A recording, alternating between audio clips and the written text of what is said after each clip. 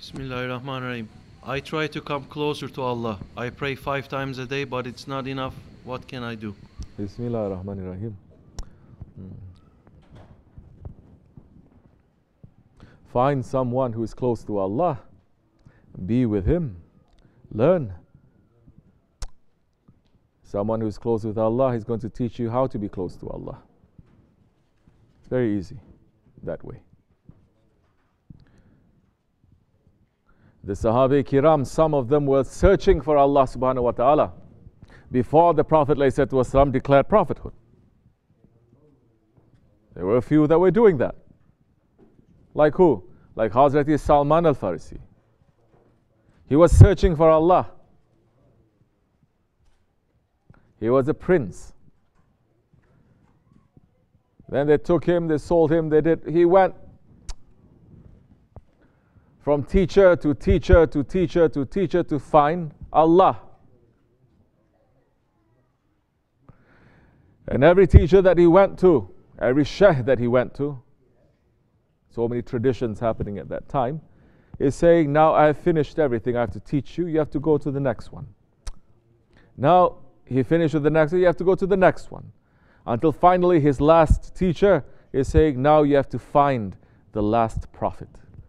I cannot give you more than that. You have to find him and you have to learn under him. Then that's the time that you are going to find your murad. So Hazrat Salman al-Farisi, he didn't try to find Allah by himself. So anyone who's trying to find Allah, you must love and you must obey Allah, obey His messenger for Allah to love you. There is an ayat. Allah subhanahu wa ta'ala is saying what? Say to them, Ya Muhammad, if they love Allah, they must love you and obey you for Allah, to love them. So there is a condition now to come closer to Allah. That condition is Muhammad Rasulullah. Prophet ﷺ passed physically. But he has inheritors that's continuing his tradition. Find one of those. There are at least 124,000 living on the face of the earth now. Find one. You cannot find one. Of course, these days they are hiding. They're not going forward to show, to interfere. They can. They have the power to interfere. But they say, don't interfere. Pull back. This is the time of Dajjal yet. Those who are really sincere, they're going to try to find you. Even if you live on top of a mountain, they're going to find you. So find that one who's representing the Prophet ﷺ. That way, they will teach you how to come close to Allah according to your own fitrat, according to your own way, according to the law that is reached down for you. Don't go to books. Books are poisoned. Don't go to books. Don't especially go to spiritual books. Because in these days, where are you going to find spiritual books? Barnes and Nobles. Are you understanding?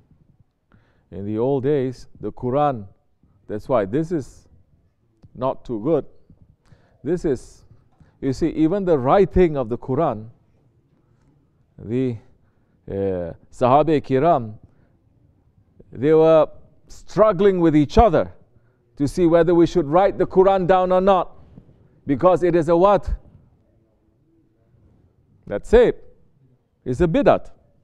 It is an innovation. Why the Wahhabis not saying that?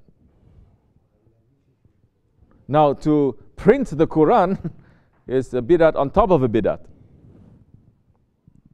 Because the Quran Karim, it is to hear and it is to obey. It is to hear, it is to memorize and to put it in your life. It is not to put in a book on top of a shelf or hanging on a wall. If it is that, the Prophet ﷺ would have done that. But because of the necessity and because the Sahabe Kiram, they are still in communication with the Prophet ﷺ, although he has passed, permission was given. Because some of them, they also have their own mushaf. Hazrat Abu Bakr, radiallahu anhu, he has his own mushaf. There are the high-level Sahabis, they have their own mushaf. the secretary, Shaykh, is the secretary of the Prophet, what's his name? Hazrati who? Zayd. You don't know. He has his own mushaf too. Of course, the Shias, they go to an extreme. And they say all these mushafs, they've been tampered with. There's a mushaf of Fatima, that is the original. That when Mahdi alayhi salam comes, is going to show a real Quran. Because Hazrati Usman destroyed so many surahs and took out so many surahs. And the Quran is tampered with. You say that, it is enough for you to come out from faith. Because Allah subhanahu wa ta'ala is saying, we have created the Quran, we have sent it, and we mean to protect it. And the Quran for 1400 years, no matter how they try to twist here and there to show that it has changed, it has never changed. Nothing.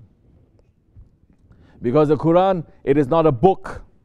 The Quran is from heart to heart. If you can take all the physical Qurans in this world right now, you can destroy it, it doesn't affect us at all because there are still hufaz of the Quran, hafiz of the Quran. No one can change it. You cannot say that of the Bible. Never. You cannot say that of the Torah. Never. It has changed. The other holy books, forget about it. But the Quran-i-Karim, it is protected. The best protection, it is in the heart.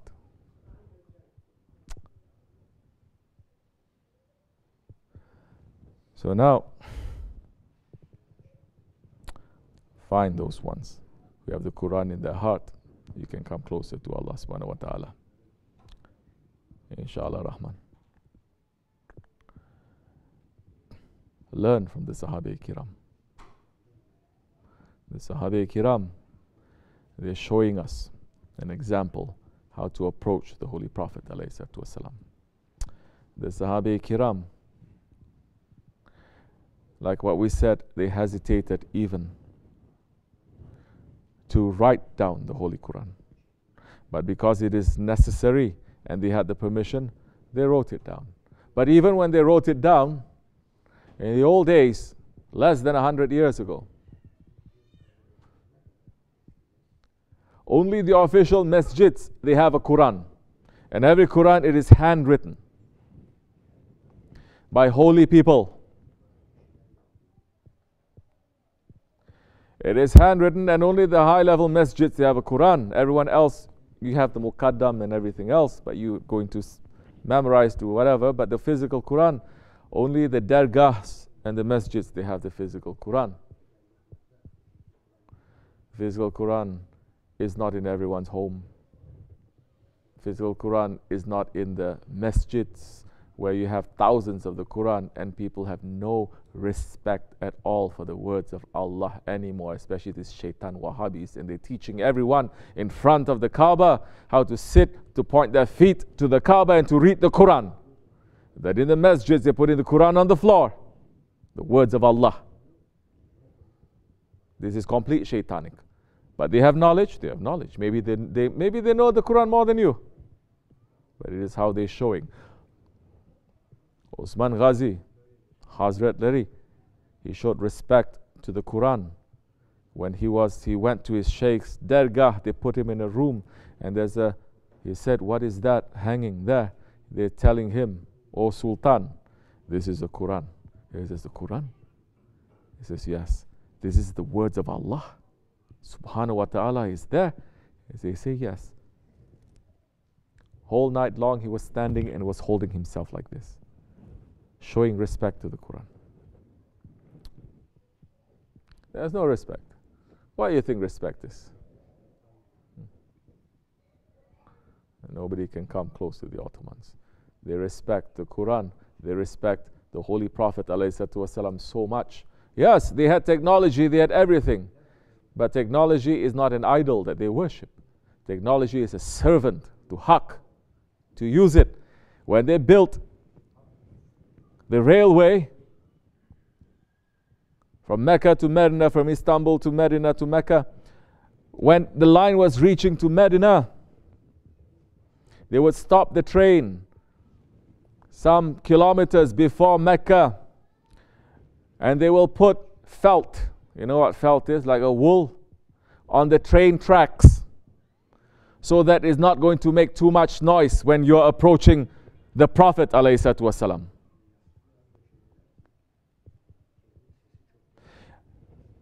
A train, imagine people, what kind of respect they show. So many, they would enter barefoot because they say, how I can wear shoes in the city of the Prophet where he's walking. And the trains, when they're leaving Medina, say this is Medina, if the train is passing through, it never leaves like this. It would leave backwards. You know, like when we approach our Shaykh, we approach, and when we walk backwards, not to show our back. The trains were made to be like that too.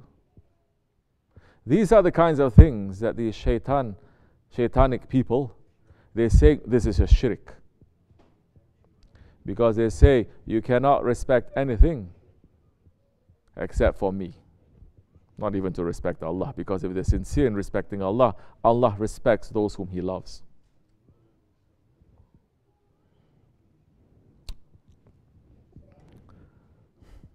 So, we have to show it up, inshallah. We make that intention for it to become better, to be sincere. May Allah forgive me. Assalamu alaikum. Last question, say.